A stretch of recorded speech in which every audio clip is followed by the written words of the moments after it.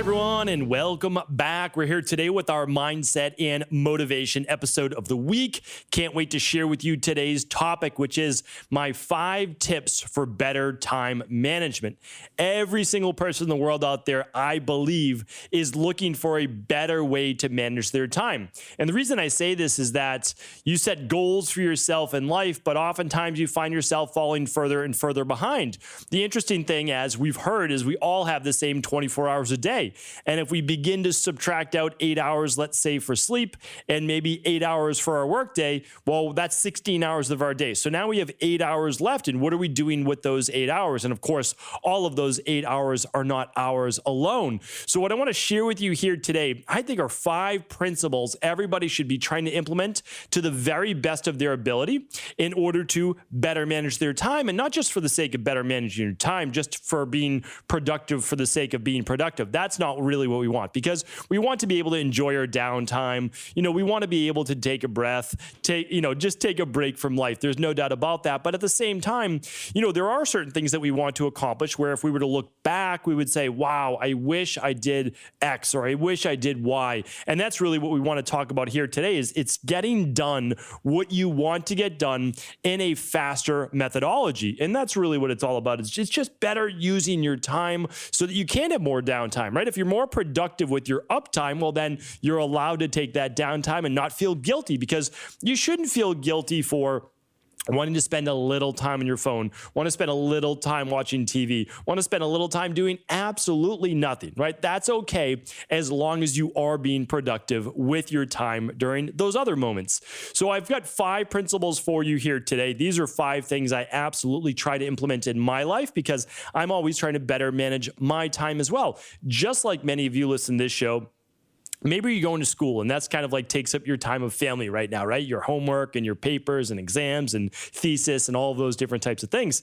But many of you have children as well. And so you have to spend your time wisely, some with family, some with children, some with your job, your practice, your hobby, your passion, whatever it might be. And then you want to work on yourself a little bit as well.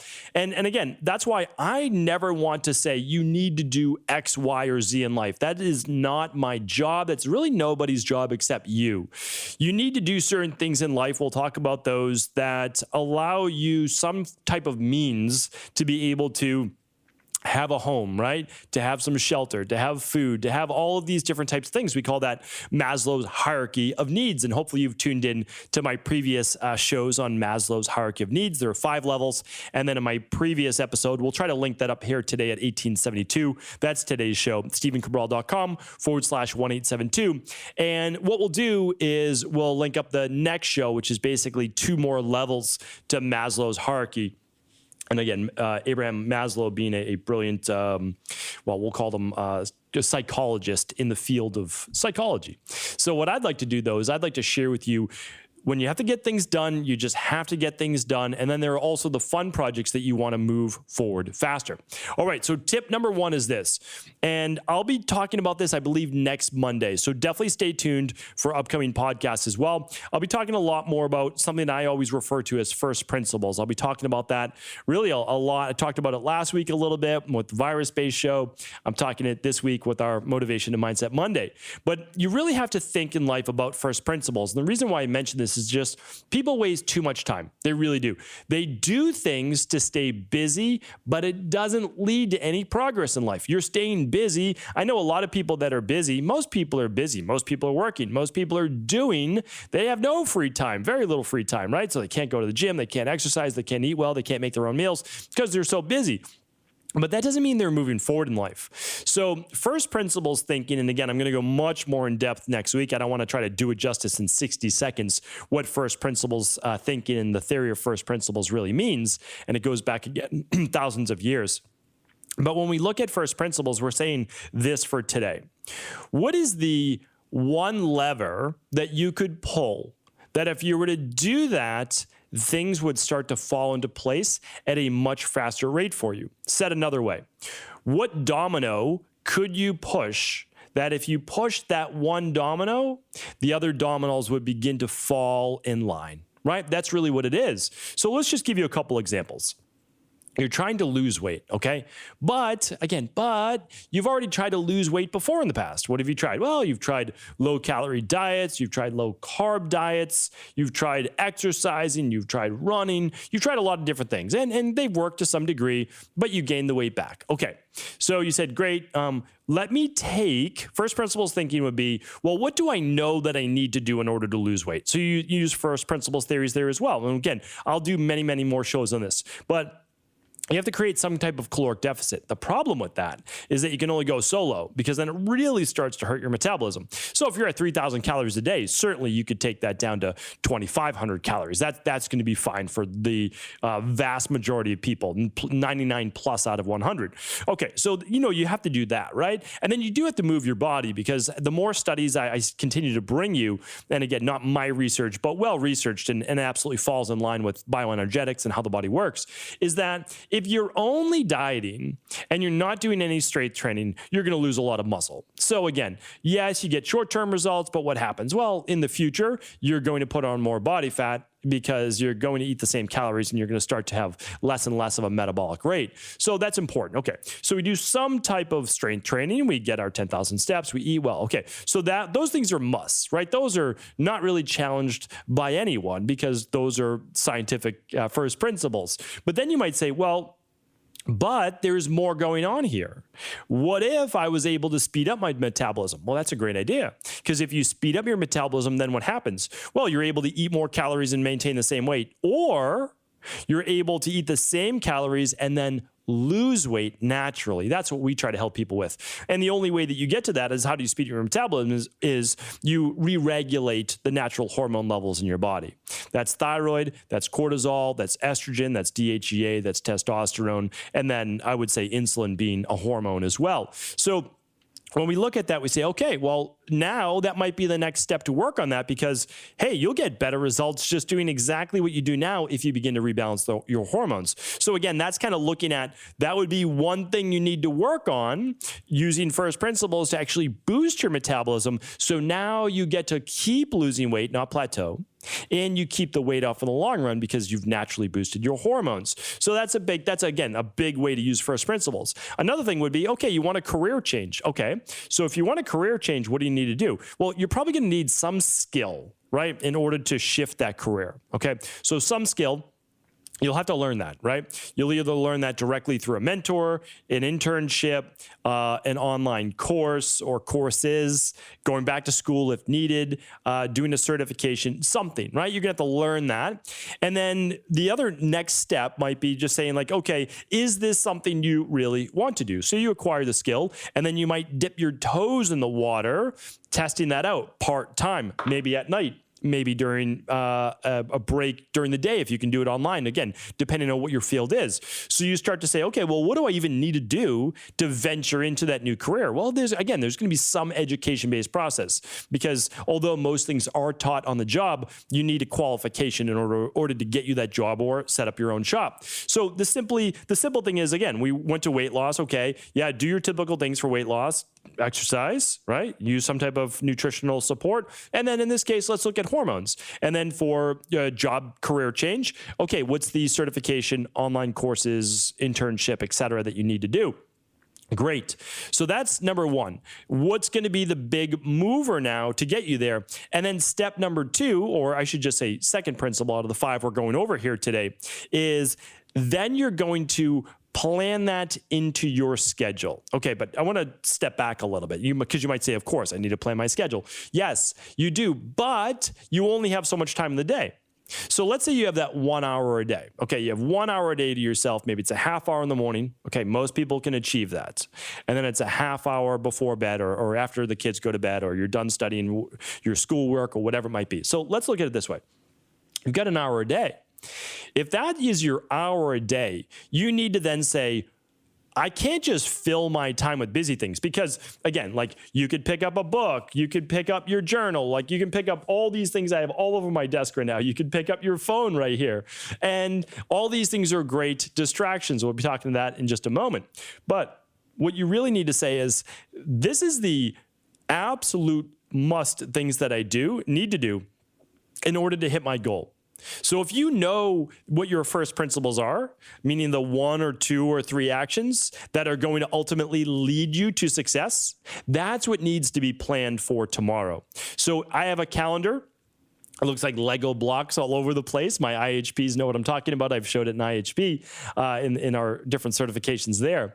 But what you'll see is that my day is planned, and my let's call it like 7:30 in the morning to 5:30 at night. Let's say that's already planned with meetings and recording and all work-related things. Well, if I want to work on something else outside of that, then I need to make sure that I do that in my me time from somewhere around 5:30 to 6:30 in the morning. And then after my kids go to bed, somewhere like 7:30 or so at night. At least for now. I know that obviously they'll grow up and their bedtime will be later. But I have to work that in. If there's additional things that I'm passionate about, well, then I need to work that in there. So that's where we plan that in. So again, how do you boost your hormones? Well, the best thing to absolutely do would be to say, okay, well, what needs to be boosted? So you'll run something like the stress hormones mood and metabolism lab test, or you'll begin to use some type of thyroid boosting protocol, a natural protocol, or you'll use something to re-regulate estrogen dominance, like using something like estrogen balance and you eating more cruciferous vegetables and doing a functional medicine detox. So you'll start to do those things and you'll realize like, well, that doesn't take a lot of time because those are nutritional supplements that I'm using, not for the long term, not for 6 months, but maybe for 3-4 months, right? And I'm going to begin to wean off some of those. And then you'll say, okay, well, now I need to plan my nutrition, plan my exercise, and you can absolutely do those things. So you can really take it to the next level, do something like the Fatlocity system. Like you can do whatever you want, but you know that you have 2 half-hour blocks a day. So what are you going to fit in those half-hour blocks? For a lot of people trying to lose weight, the first half-hour block of the day might be your workout routine. Perfect. It's done, right?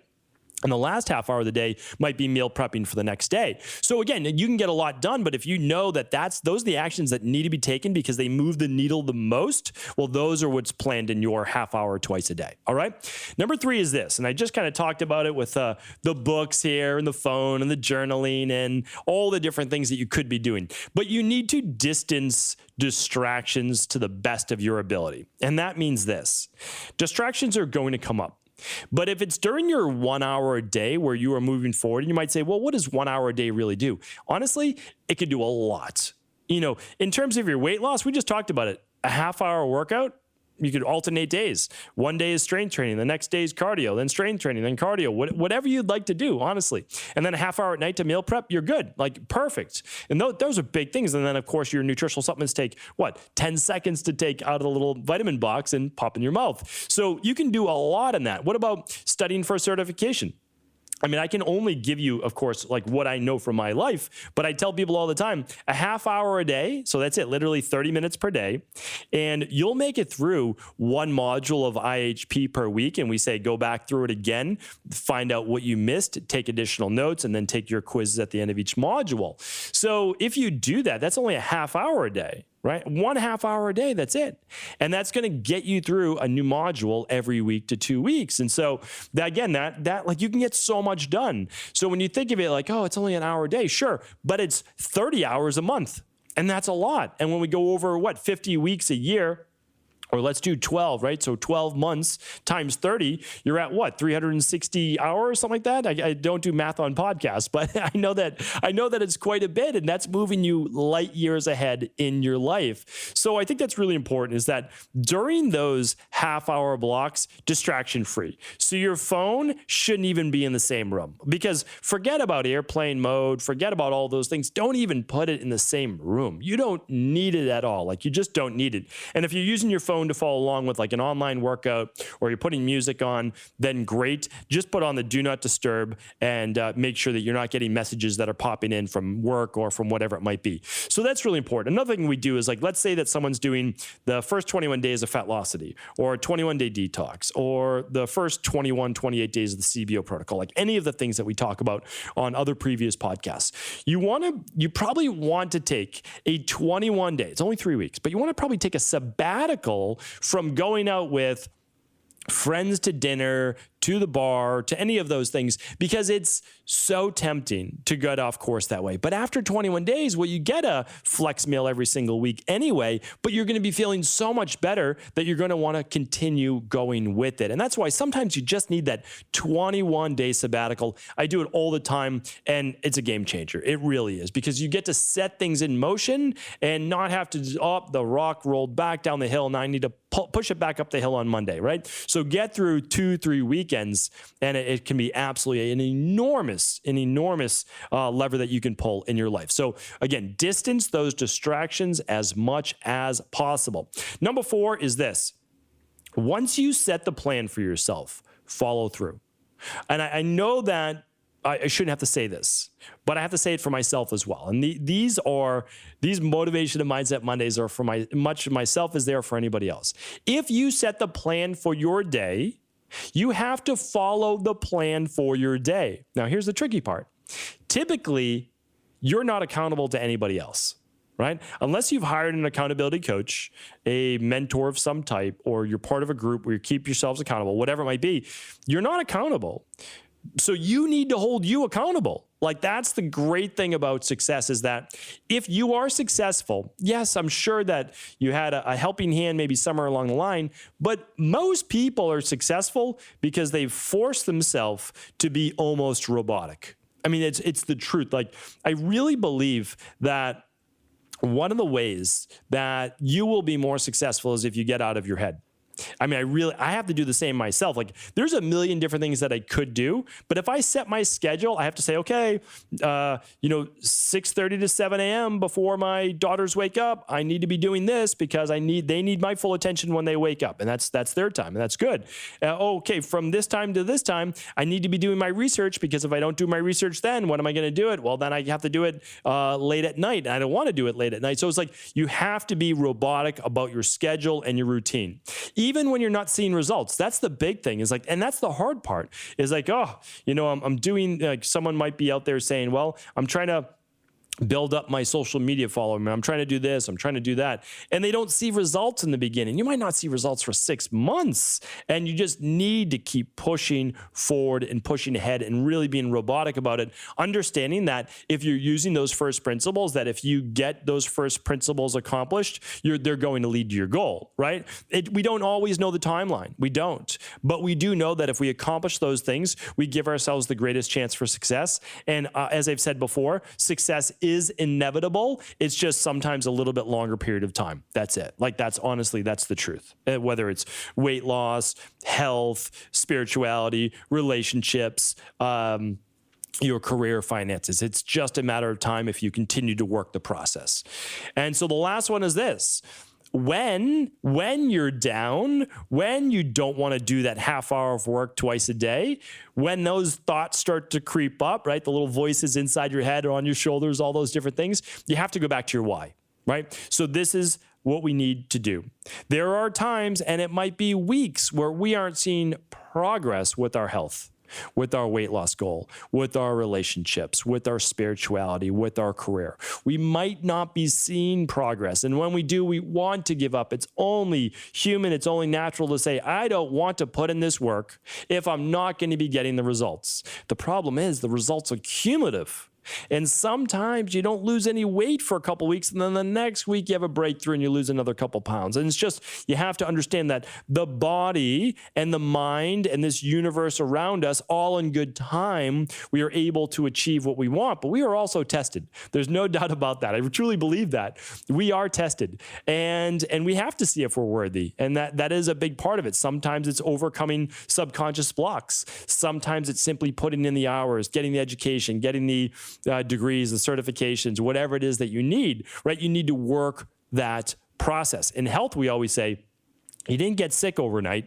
It's probably going to take 12 to 16 weeks to begin to rebalance that body. But when you do, well, now you take hold and you get to keep those results. So really what we try to do is help people keep the results that they get, not the short term. Short term is fine, but if it doesn't lead to long-term results, then you're just up and down yo-yo dieting and yo-yo healthing, right? So that's the big issue. So always go back to your why. Why are you doing this? Is it something that you would regret not doing in your life? Is it something that you believe aligns aligns with who you are? Is it one of your passions? Is it for your children? Is it for your family? Sometimes we do things that we don't even really want to do, but we know that it's for the greater good. And when we accomplish that, well, then that will lead to so much more as well. And that's okay too. It really is not everything in life is things that we get so excited about, but we have to do the things that we know will begin to move us forward in life. And so I really feel that even though some of these don't feel like better time management is about life management. It's not as difficult as we think if we begin to build in those half-hour blocks just twice a day. Anchor at the beginning of the day, anchor at the end of the day. It's also on our mind. We're rewiring the subconscious mind as well. We're working on what are the big levers that we can pull, right? We're planning tomorrow today, or I typically do it at night.